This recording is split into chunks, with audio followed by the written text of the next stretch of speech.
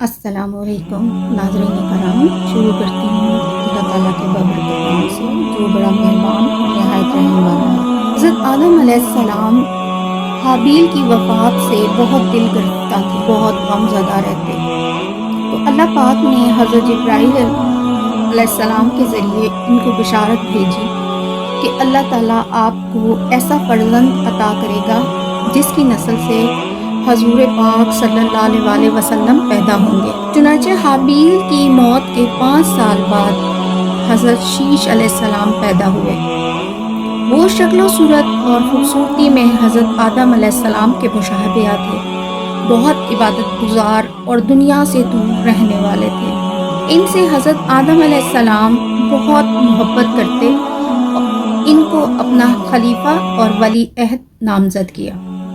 بعد حضرت آدم علیہ السلام کے 2 طرح کے لوگ ہو گئے تھے، ایک جو حضرت آدم اور حضرت شیش کی پیروی کرتے اور دوسرے قابیل کے ماننے والے تھے۔ حضرت شیش علیہ السلام کی عمر تقریباً 912 برس تھی۔ ریاضت، تہذیب اور اخلاق کا بہترین نمونہ تھے۔